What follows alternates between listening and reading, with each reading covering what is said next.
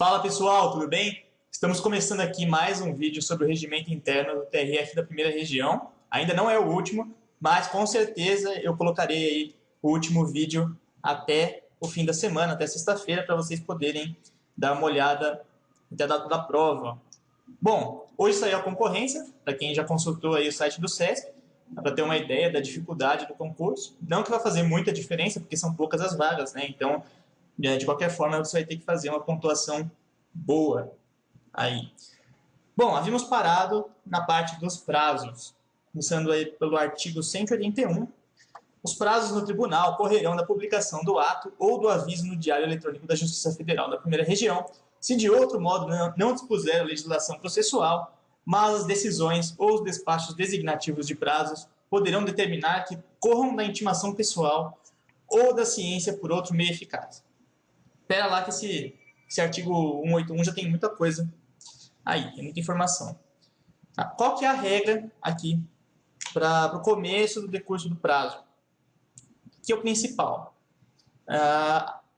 Você tem que ver primeiro se a legislação processual diz a partir de quando esse prazo corre, né? Então, se tiver lá no Código de Processo Civil que o prazo vai começar a correr de tal data ou a partir de tal ato, então é aquilo que deve prevalecer.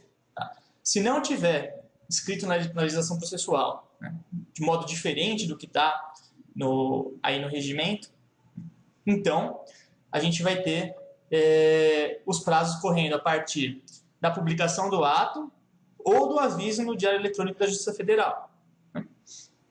Agora, existe aí a possibilidade também, que a gente vê no regimento, de que as próprias decisões ou despachos que fixarem o prazo, eles podem dispor aí, podem dizer que o prazo vai correr a partir da intimação pessoal ou da ciência por outro meio. Tá? Então, existe aí uma certa abertura para que os prazos comecem a correr de diversas formas. Bom, parágrafo 1º. A contagem dos prazos obedecerá ao que dispuser a lei processual. Parágrafo 2º. As citações obedecerão ao disposto na lei processual. Então, novamente, quando você vai ver o prazo, a partir de quando corre, quando suspende, quando interrompe, a primeira regra olha lá na legislação processual civil, principalmente o Código de Processo Civil. Então, provavelmente você vai ter a sua resposta por ali. Como a prova de regimento interno, você precisa saber o que está no regimento interno. Tá? E que o regimento interno faz essas remissões ao Código de Processo Civil. Aqui, você não precisa saber necessariamente o que está escrito no Código. Artigo 182. Não correm os prazos no período de recesso, salvo em relação às causas previstas em lei. Então, esse período de recesso é aquele lá do dia 20 de dezembro ao 6 de janeiro. Então, os prazos não vão correr nesse período, com as exceções. Tá? Então, tem exceções previstas em lei, alguns casos que não podem ser adiados, que são urgentes. Então, a lei determina que alguns desses casos não vão ser suspensos, não vão ter seus prazos suspensos nem interrompidos. Inciso 2. Quando houver motivo de força maior, obstáculo judicial ou criado pela parte reconhecidos pelo tribunal. Nesses casos também não correm os prazos. E aí, no inciso 3, nós temos no período de 7 a 20 de janeiro, no qual não se poderá realizar audiências e sessões, devendo funcionar internamente o tribunal para cumprimento das demais atribuições. Bom, pera lá. Então, a gente já não falou do recesso? Tem o recesso no dia 20 de dezembro ao 6 de janeiro. O que está aí no inciso 3 falando de 7 a 20 de janeiro? Né? Por quê? Por que não vai ter audiência, sessão nesse período? Então, isso aqui não é o recesso. Então, a gente não pode confundir esse período de 7 a 20 de janeiro como recesso. Tá? O recesso é aquele que vai só até o dia 6 de janeiro. Esse período de 7 a 20 de janeiro assim, é bem informalmente um período de ressaca do tribunal. Por quê? Porque eles acabaram de voltar do recesso, tem muito serviço para fazer, sabe? Muitos processos ficaram parados no período do recesso, e para que eles consigam colocar tudo em ordem, né, organizar tudo que deve ser feito, todos os atos a serem praticados, então o regimento determina aí que nesse período, 7 a 20 de janeiro, não se fará audiência nem sessão. Tá? Mas o tribunal vai continuar funcionando internamente, justamente para isso, né? Para que possa dar cumprimento às outras atribuições, para que possa colocar o serviço em ordem. E o inciso 4, nas demais hipóteses previstas na legislação processual. Então, a gente não tem aqui um rol taxativo, né, de hipóteses em que não correm os prazos, nós temos um rol exemplificativo. Então, sempre aí há espaço para outras circunstâncias que determinem que os prazos não corram. Bom, parágrafo 1º, nos casos deste artigo, os prazos começam ou continuam a fluir no dia de reabertura do expediente ou da intimação da decisão que determinar sua devolução. Como assim? Como começa a correr ou da reabertura do expediente ou da intimação da decisão que determina a devolução? Na verdade, o regimento não foi muito específico, né? Ele quis juntar tudo num parágrafo só e pode ficar um pouco confuso. Mas, quando ele diz aqui reabertura do expediente, ele está querendo dizer em relação ao recesso ou aquele período de 7 a 20 de janeiro, né, que sucede o recesso. Então, reabrindo o expediente, os prazos começam a correr novamente. Agora, no caso, por exemplo, da força maior, obstáculo judicial, então, são casos que dependem de reconhecimento do tribunal, né? O tribunal vai decidir isso, vai emitir uma decisão dizendo que há, sim, a força maior, ou que há, sim, esse obstáculo judicial que justifique que os prazos não corram. Então, deve haver uma nova decisão para que se reabra esse prazo. Tá? Então, tem aí a intimação da decisão para determinar a devolução do prazo. Parágrafo 2º. As informações oficiais apresentadas fora do prazo, por justo motivo, poderão ser admitidas se ainda oportuna sua apreciação. Bom, aqui o regimento também não é claro quanto ao que são essas informações oficiais, né? Mas a gente pode supor que são as manifestações das partes, às vezes até de outros órgãos do judiciário, ou seja, do MP, sobre atos que eles deveriam ter praticado, informações que deveriam ter prestado, mas fizeram fora do prazo. Então, aqui existe uma certa abertura, uma mitigação desses prazos, né? Então, se houver justo motivo e ainda for oportuna a apreciação do ato, ele pode ser praticado, mesmo que fora do prazo fixado a princípio. 183. O relator poderá admitir prorrogação de prazo por tempo razoável, salvo nas hipóteses de prazo peremptório. Então, o relator vai poder admitir a prorrogação de prazo. Tá? Aí aqui o regimento fala em tempo razoável, claro que o razoável aí é bem, né, é um conceito bem aberto, bem amplo, mas ele não vai poder admitir que se prorrogue prazo peremptório. O que é o prazo peremptório? É aquele prazo que não tem jeito, passou aquele prazo, acabou, fechou a oportunidade da parte se manifestar, por exemplo. Tá? Então não vai haver prorrogação de prazo nesses casos. É intuitivo, né? Seria até estranho se fosse possível prorrogar o prazo peremptório. Ao juiz é vedado reduzir prazos peremptórios sem anuência das partes. Então, existe aí uma possibilidade, que está aí indiretamente colocada no regimento, de as partes poderem reduzir prazos peremptórios por acordo, né? Vamos dizer assim, não exatamente um acordo, mas uma anuência. As duas partes se manifestam no sentido de que elas aceitam a redução daqueles prazos. Bom, os prazos para diligência serão fixados nos atos que as ordenarem, salvo disposição em contrário deste regimento. Então, artigo bem simples, né? Os prazos vão ser fixados nos próprios atos que ordenarem as diligências. Tá? O juiz já despachou ali, já emitiu uma decisão, cumpra-se tal diligência.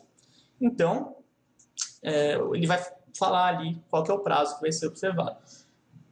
Artigo 185. Os prazos para editais são os fixados nas leis aplicáveis.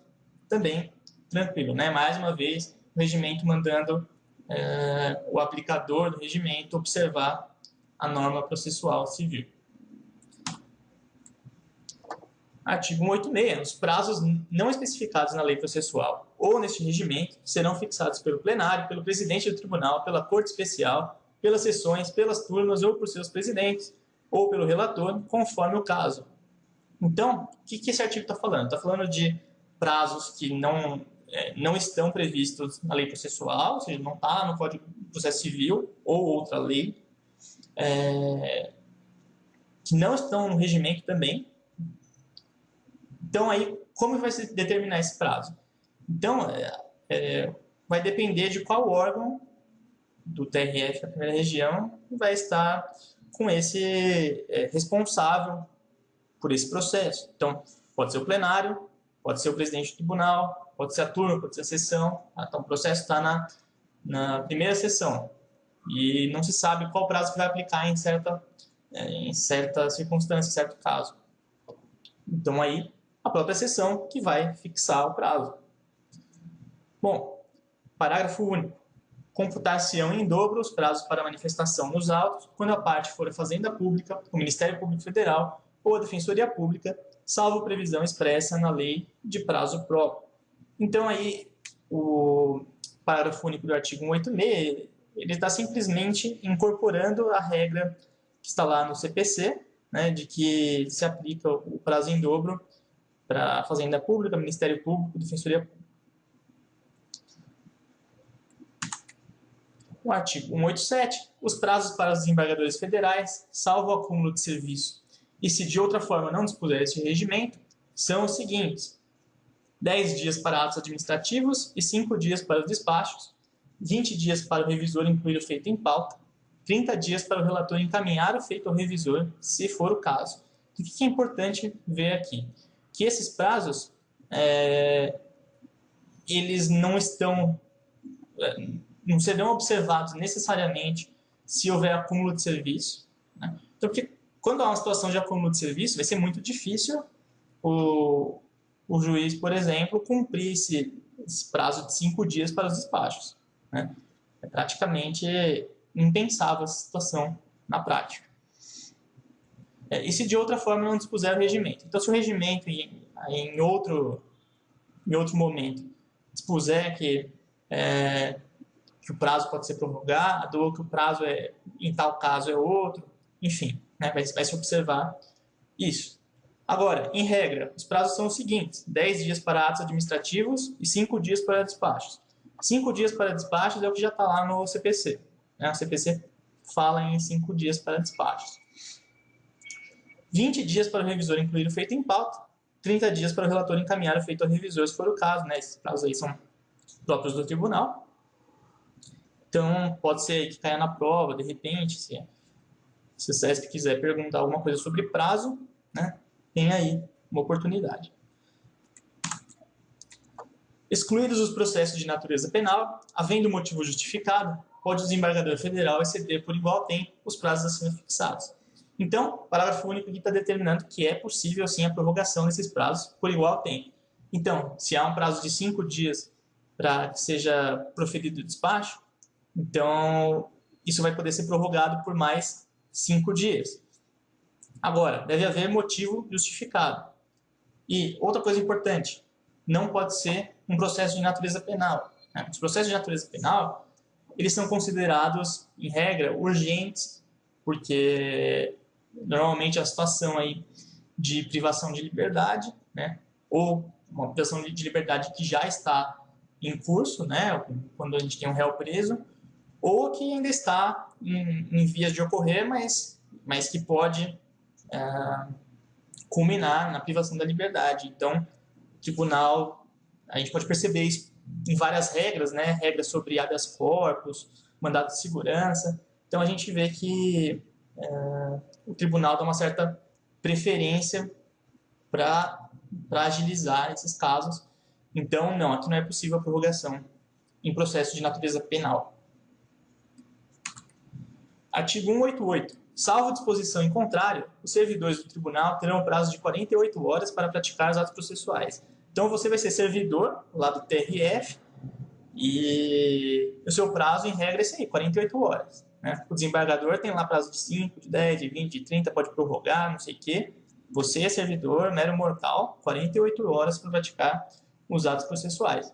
O servidor anotará no termo de conclusão a data em que está encaminhando os autos ao gabinete do desembargador federal, sob pena de responsabilidade funcional. Então, olha lá. Se você não anotar no termo de conclusão a data que está mandando os autos para o gabinete do desembargador federal, você vai se dar mal. Você pode sofrer aí um processo administrativo disciplinar, né?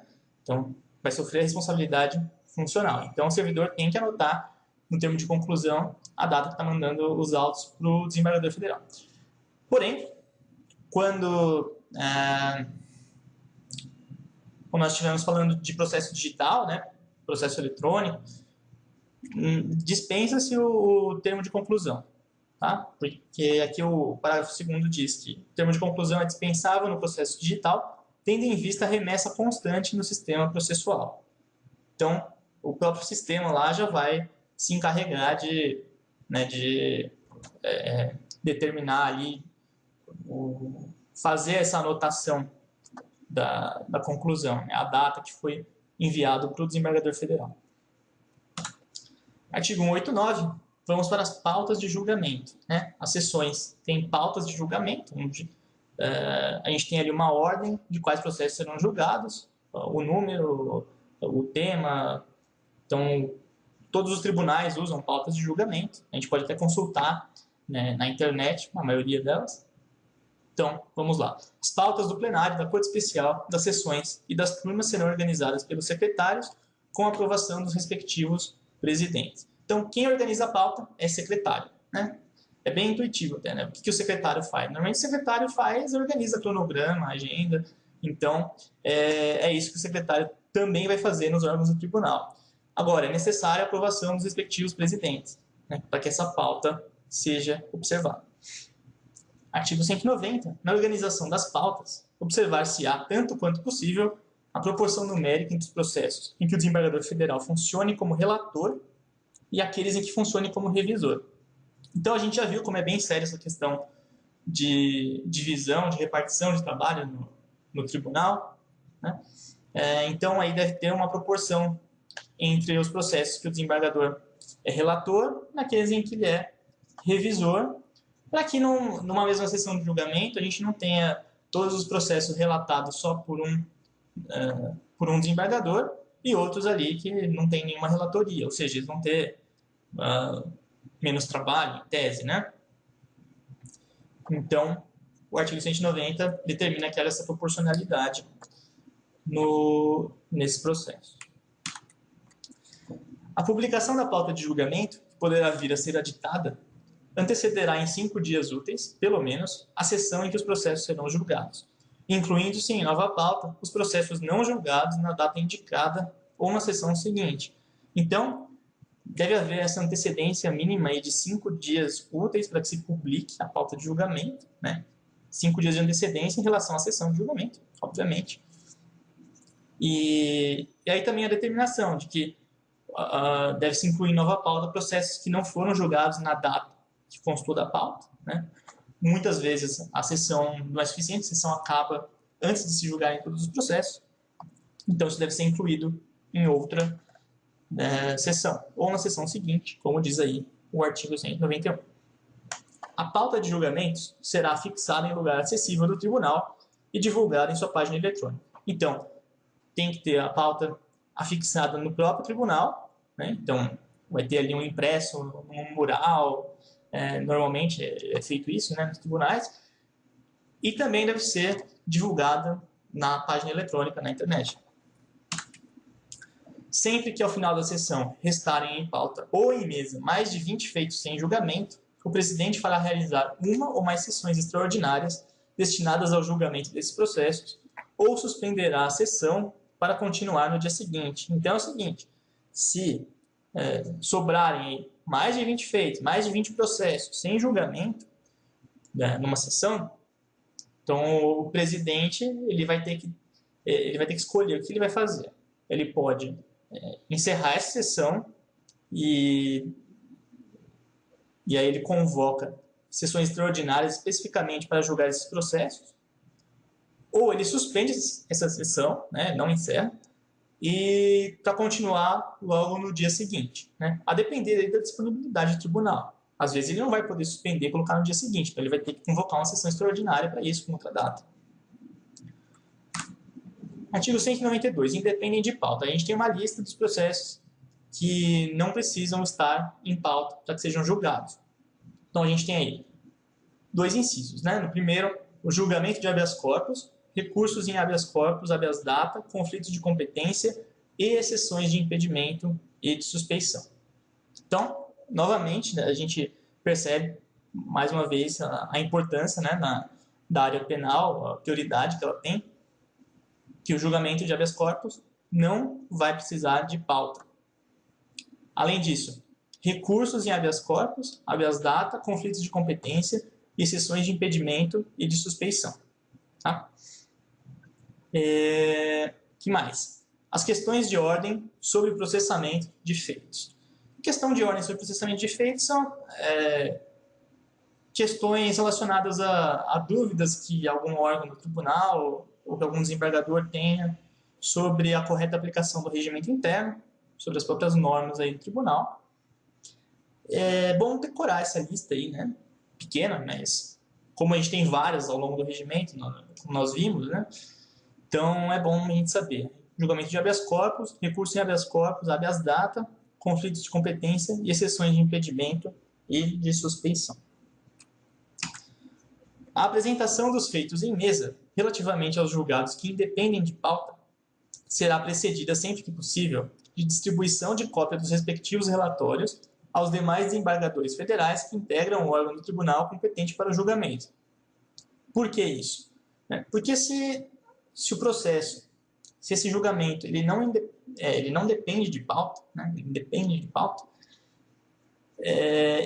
não vai ter ali nenhuma informação sobre ele disponível para os demais desembargadores, para os demais membros do tribunal. Então, o regimento manda que seja distribuída a cópia, né, para que os desembargadores possam tomar conhecimento do relatório, né, das informações mais importantes, para que possam julgar adequadamente. Então, quando a pauta está publicada ali, mesmo você de casa já pode saber do que se trata o processo. Normalmente tem ali alguma ementa, o nome das partes, quando for adequado, né? Às vezes tem segredo de justiça e a gente não vê as informações completas. Enfim, o importante é que quando não está na pauta, né, quando o processo independe de pauta, esse julgamento depende de pauta, então os desembargadores vão precisar das cópias. Porém, aqui o parágrafo 1º diz que sempre que possível. Então, não quer dizer assim que é indispensável, absolutamente obrigatório. Não, é sempre que possível, né? É uma precaução que se toma para que o julgamento seja adequado e de acordo com o que está lá no processo. Mas não é extremamente necessário, não vai impedir que esse processo seja julgado. Parágrafo 2º. Havendo expressa concordância das partes, poderá ser dispensada a pauta. Então, se as partes quiserem, elas podem concordar em que o processo não seja incluído na pauta. O impetrante pode requerer ser cientificado da data do julgamento do habeas corpus, o que se dará por qualquer via. Então, a pessoa que impetrou habeas corpus, ela pode pedir que ela seja cientificada da data do julgamento. Então, ela vai saber quando que esse julgamento vai ser realizado. A coordenadoria do órgão fará anotação na capa dos autos do habeas corpus do pedido de sustentação oral pelo impetrante. Então, aí a coordenadoria do órgão fica responsável por anotar na capa dos autos de habeas corpus, quando houver pedido de sustentação oral feito pelo impetrante, para facilitar, né? Quando os desembargadores receberem esse processo, eles já vão saber ali pela capa que há pedido de sustentação oral ali, né? Ele poder tomar as providências em relação a isso. Artigo 193. As atas serão submetidas à aprovação na sessão seguinte. Então, terminou uma sessão, a ata foi toda preenchida e na sessão seguinte é que ela será submetida à aprovação. Bom, então, nós paramos aqui a parte do regimento e vamos entrar nas questões. Estamos na questão 102. Os prazos no tribunal correrão sempre da publicação do ato ou do aviso no Diário Eletrônico da Justiça Federal, na primeira região, mas as decisões ou os despachos designativos de prazos poderão determinar que corram da intimação pessoal ou da ciência por outro meio eficaz. Então, como é que está aí esse item, né? Ele tem um erro importante, que é esse aqui: correrão sempre da publicação do ato ou do aviso no Diário Eletrônico de Justiça. Então, qual que é o erro aqui? Né? Está dizendo que sempre. O que o artigo diz, o artigo 181, ele fala que eles correrão da publicação do ato do aviso do Diário Eletrônico da Justiça Federal da primeira região quando não tiver disposto de outra maneira na legislação processual. Então, não é sempre. Tá? Então, o item é incorreto. Questão 103. A contagem dos prazos e as citações obedecerão ao disposto na lei processual. Perfeito. Né? Conjugamos aí parágrafo 1º e parágrafo 2º do artigo 181. Então, contagem dos prazos e as citações obedecerão ao disposto na lei processual. Perfeito. Correto. Os prazos não correm no período de recesso. Aí você vai ter que lembrar do que a gente viu no artigo 182. Por quê? Porque a gente viu, sim, a primeira hipótese ali em que não correm os prazos é o período de recesso, porém é uma ressalva, né? Salvo os processos que, por determinação da lei, do regimento, devam ocorrer, não são suspensos. Então, esse item está incorreto. Mesmo no período de recesso, alguns processos continuam sendo movimentados. Questão 105. Os prazos não correm quando houver motivo de força maior, obstáculo judicial ou criado pela parte reconhecidos pelo tribunal. Essa aí é uma afirmação correta. Né? É o que está lá no artigo 182, inciso 2º. Então, é exatamente isso. O prazo não corre quando tiver motivo de força maior, né, que faça com que esse prazo não deva correr, obstáculo judicial ou criado pela parte. Né, um obstáculo que seja judicial ou um obstáculo que seja criado pela parte. Obstáculo judicial pode ser algum problema no próprio tribunal, alguma falta de algum servidor, algo desse tipo. Criado pela parte pode ser pela própria a má-fé da parte em não juntar um documento necessário, ou demora para entregar os autos, enfim. Então, este item está correto. Questão 106. O tribunal fica em recesso do dia 20 de dezembro ao dia 6 de janeiro, perfeito até aí. A partir do dia 7 de janeiro, audiências e sessões serão realizadas normalmente. Aí está errado, né? A gente viu que no dia 7 de janeiro ao dia 20 de janeiro, a gente tem aquele período que eu chamei informalmente de período de ressaca, porque nesse período não vai ser, não se realizará audiência nem sessão. Né? O tribunal vai funcionar internamente para cumprir outros atos, outras tarefas, mas não terá sessão nem audiência. Então esse item está incorreto. Questão 107. O regimento interno do TRF apresenta um rol taxativo de hipóteses em que não correm os prazos.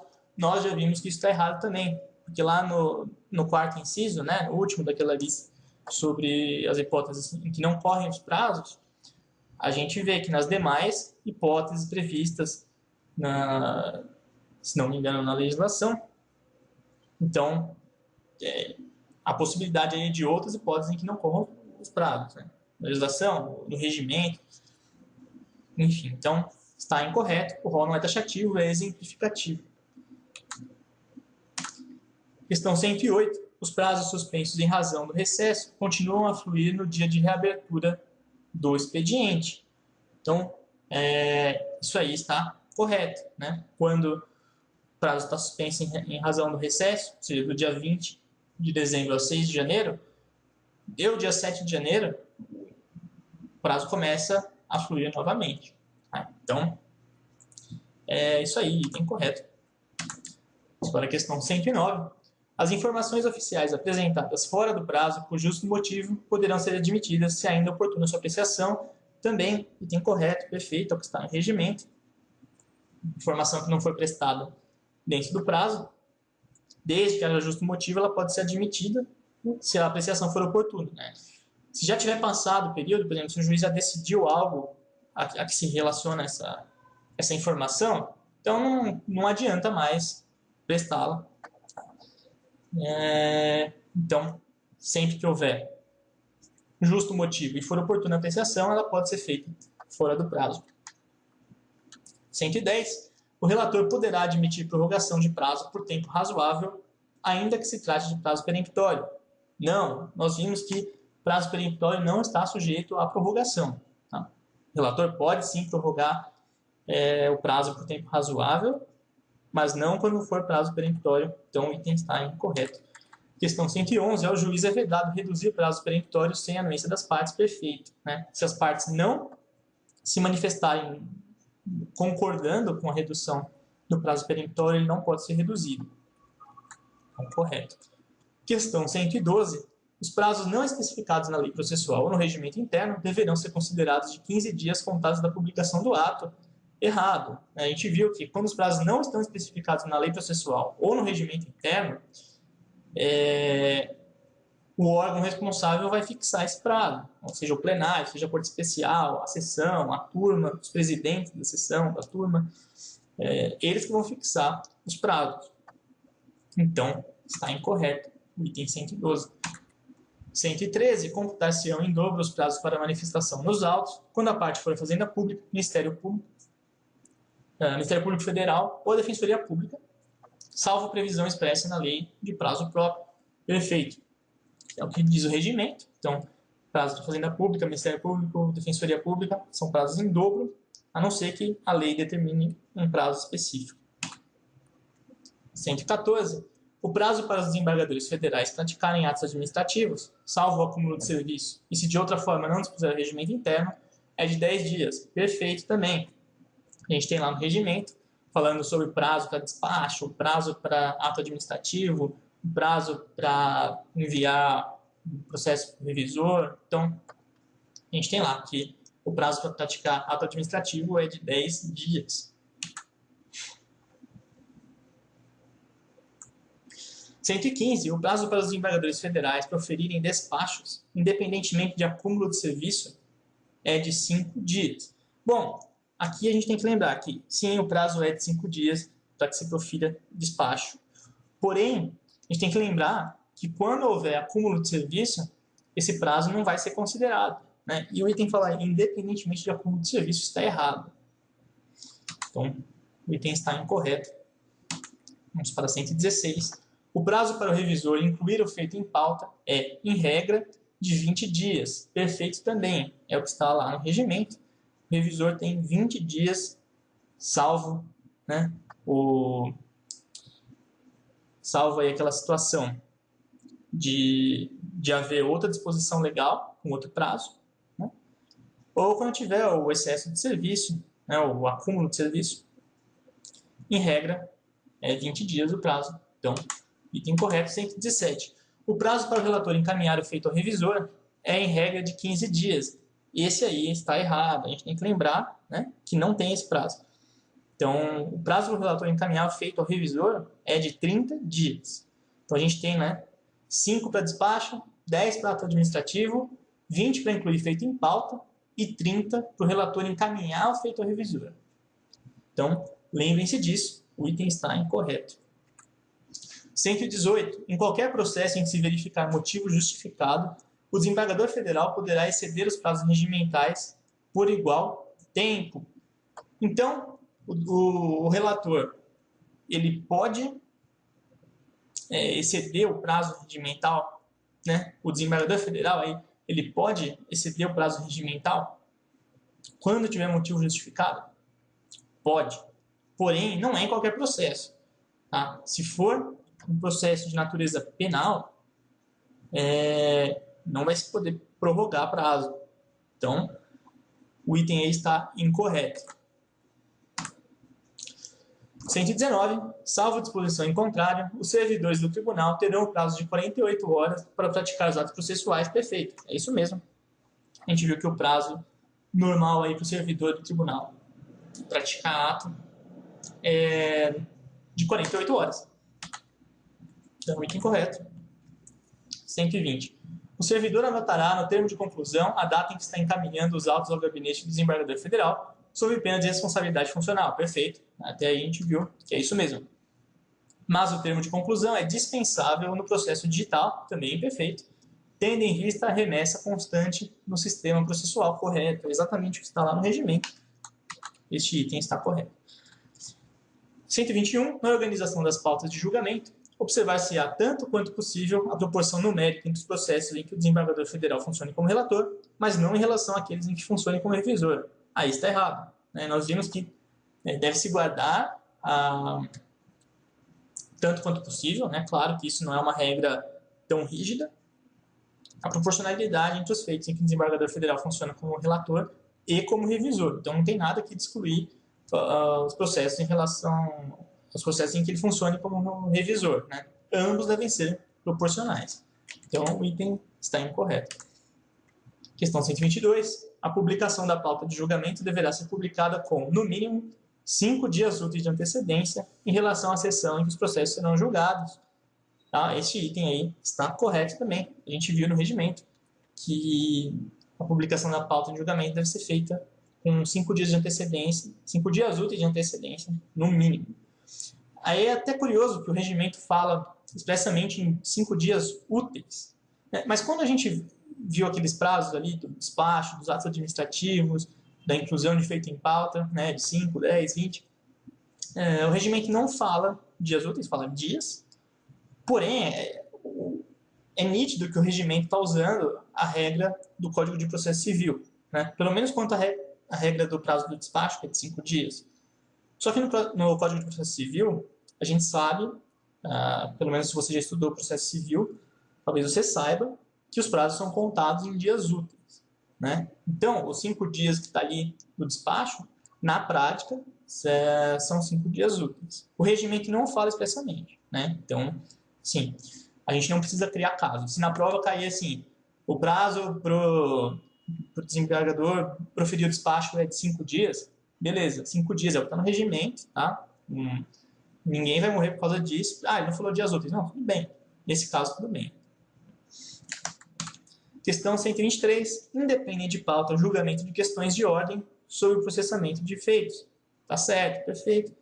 Tá ali naquele artigo sobre os feitos que independem de pauta. São 2 incisos. O segundo inciso trata exatamente dessa situação. Questões de ordem sobre processamento de feitos. Correto. 124. Independem de pauta, julgamento de habeas corpus, habeas data, mandado de segurança e exceções de impedimento e de suspeição. Não, gente? A gente viu que tem aí um intruso, que é o mandado de segurança. Eu não falei mandado de segurança quando a gente falou dos processos que independem de pauta. Então, recapitulando, a gente tem lá que independem de pauta, julgamento de habeas corpus, recurso em habeas corpus, habeas data, exceções de impedimento e de suspeição e conflito de competência, que está faltando aí, Então, aqui a gente tem que tirar o mandado de segurança, está errado. Tem que incluir conflito de competência e também o recurso em habeas corpus. Então, o item está incorreto. 125. As sessões não podem ser encerradas nem suspensas enquanto houver mais de 20 feitos em julgamento. Item errado, muito errado. A gente viu que quando nós tivermos mais de 20 feitos em julgamento numa sessão, poderá ser feito, E poderá ser feito. A sessão poderá ser suspensa para ser continuada no dia seguinte, ou será possível a convocação de uma sessão extraordinária para julgamento desses feitos. Então, não tem nada disso de proibição de encerramento ou de suspensão enquanto houver mais de 20 feitos em julgamento. Até porque aí os desembargadores federais teriam que fazer o corujial do tribunal, porque não seria viável julgar tudo na mesma sessão. Então, o item está incorreto. 126. É obrigatória, sem exceção, a distribuição de cópia dos respectivos relatórios aos desembargadores federais quando se tratar de julgamento em que a pauta não é necessária. É errado, Nós já vimos que deve ser feita a distribuição da cópia dos relatórios para os desembargadores federais quando o feito não depender de pauta, mas dentro do possível, né? Quando não for possível, não vai ser feito, e tudo bem, segue o julgamento e bola para frente. Tá? Então não é obrigatória, sem exceção, não tem isso. Então, o item está incorreto. 127. A pauta pode ser dispensada quando houver expressa concordância das partes nesse sentido. Perfeito? Também a gente tem lá, né, que com a anuência das partes é possível, sim, tem que haver uma expressa concordância das partes. A pauta pode ser dispensada, então não vai haver pauta nesse caso. O processo não vai constar na pauta. O item está correto. 128. O impetrante pode requerer ser cientificado da data do julgamento do habeas corpus, o que se dará por intimação pessoal ou por meio digital. Bom, é verdade, sim, pessoal, que o impetrante pode requerer a cientificação da data do julgamento do habeas corpus. Então, para ele saber quando que vão julgar o habeas corpus dele. Porém, o regimento fala que isso se dará por qualquer meio. Então, não fala assim que vai ser por intimação pessoal ou por meio digital. Não, por qualquer meio.